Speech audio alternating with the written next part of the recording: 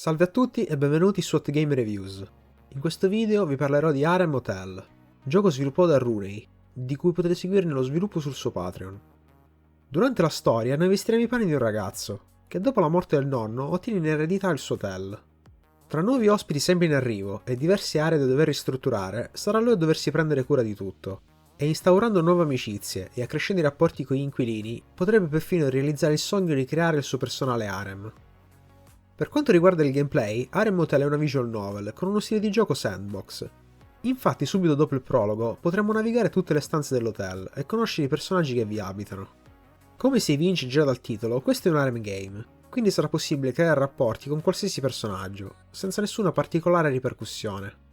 E per aumentare i livelli di relazione, basterà trovare il personaggio che ci interessa, e durante i dialoghi scegliere l'opzione corretta, e pian piano acquisendo sempre più punti riusciremo a proseguire nella storia e sbloccare determinate scene. Nel gioco sarà anche possibile raccogliere denaro, indispensabile per comprare oggetti in negozio oppure ampliare le strutture del nostro hotel. E questo può essere guadagnato in diversi modi, anche se acquisiremo un certo quantitativo di denaro automaticamente con il passare dei giorni, in base al numero di ospiti che abiteranno in hotel in quel momento. Per il resto il gioco è molto semplice, tutto quello che dovremo fare è girare le stanze dell'hotel e trovare la prossima interazione utile per il proseguimento della storia.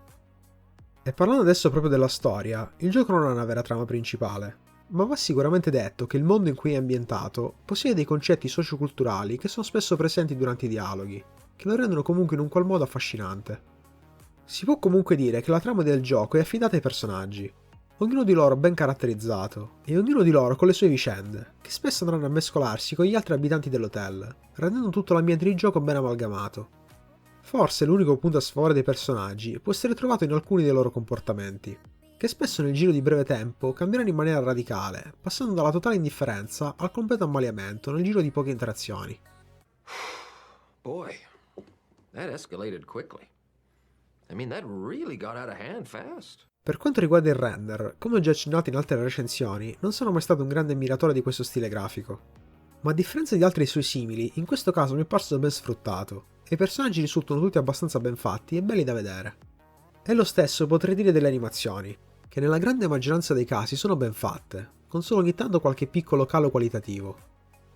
Ora, come al solito, elencherò i pregi e i difetti che ho riscontrato, e tra i pregi inserisco la storia, che ho trovato carina per ogni personaggio. La caratterizzazione, anche questa ben fatta. Il render, buono per lo stile grafico utilizzato. Le animazioni, tante e di buona qualità. E musica e suoni, che accompagnano bene il gameplay. Tra i difetti, invece, mi sento di inserire ripetitivo, dove alle volte bisognerà rifare gli stessi eventi per incrementare i punti di relazione.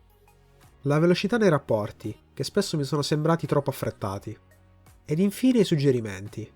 Il gioco non dà alcun consiglio sul cosa fare per proseguire nelle varie trame, e forse una piccola sezione con degli aiuti avrebbe risparmiato la perdita di tempo nel cliccare ogni volta su tutte le stanze dell'albergo.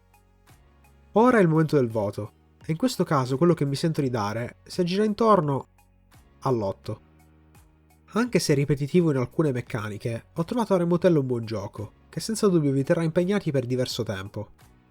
Grazie per aver seguito questa puntata di Hot Game Reviews e lascio in descrizione la pagina Patreon dell'autore. E se avete qualche domanda da farmi o volete dirmi qualcosa, lasciate pure un commento. Alla prossima!